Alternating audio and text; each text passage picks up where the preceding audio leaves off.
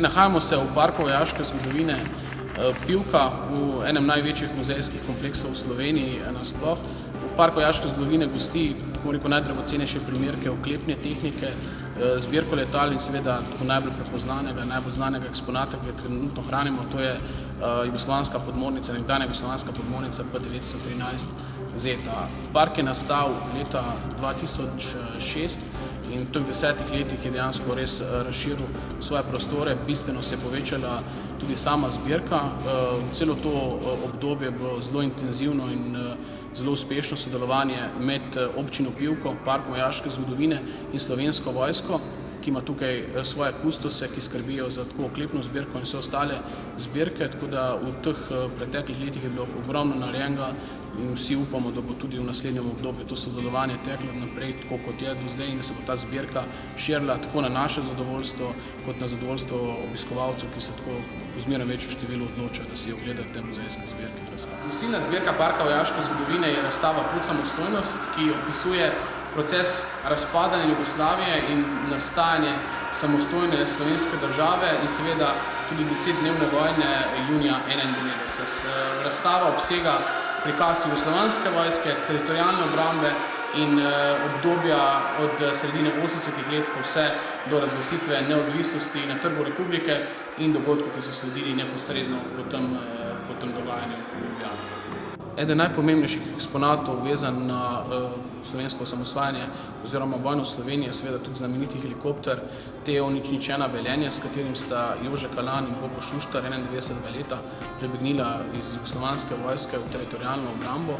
Helikopter je eden najlepše restauriranih eksponatov, ki jih trenutno imamo in na nek način dopolnjuje to razstavo Pot samostojnost, ki okvirno opisuje dogodke razpada Jugoslavije, seveda posebej pa tiste dogodke, ki so se potem zgodili v Sloveniji junija 1991. Nahajamo se v najbolj znanem, najbolj prepoznanem eksponatu v Parku vojaške zgodovine, v podmornici P913 Zeta. Podmornica je bila donirana s strani Črne gore Republiki Sloveniji. Leta 2011 je po številnih naporih društva podmorničarjev, zasebnih donacijah in ostale pomoči končno prišla tukaj v Park vojaške zgodovine, tako da septembra 2011 je bila slavnostno odprta in od takrat naprej si obiskovalci lahko tudi ogledajo notranjost, spoznajo delovni prostor podmorničarjev in na nek način podoživijo tiste občutke, ki so jih pri teh številnih plovbah ali pa na misijah doživljali takrat tudi podmorničarji, pa v našem primeru tudi diverzanti, ki so bili sestavni del te žepne podmornice. Najstarejši in obenem tudi ene najdragocenejših eksponatov se nahajajo v zbirki ameriške vojaške pomoči, ki je dobila Jugoslavija tekom 50 let. Predtem imamo pa seveda nekaj eksponatov, ki segajo v obdobje druge svetovne vojne oziroma partizanskih brigad, kot so na primer tanki tipa Stuart. V 50 letih pride v Jugoslavijo potem še ostala sodobnejša oklepna vozila, Patton, lovca tanki, Jackson in tako naprej. Gre za večinoma zelo take redke dragocene primerke in gre za eno tako v tem delu Evrope na najbolj obsežnih kompletnih zbirk. V zadnjih nekaj letih se je v Parku vojaške zgodovine tudi širila zbirka letal in letalske opreme, tako da zdaj imamo v muzeju že 5 letal različnega tipa, različnega izvora, od ameriškega do enega sovjetskega letala.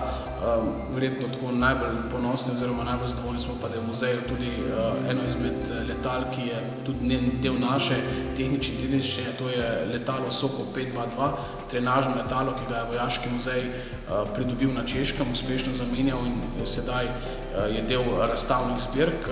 Mi upamo, da se bo ta zbirka širila tudi naprej, tako da bomo postopoma dopolnjevali, tako kot smo pri oklepnih vozilih, da bomo tudi pri letalski zbirki dopolnjevali razstavo s vsemi eksponati, ki so nekoč letela na našem nebu.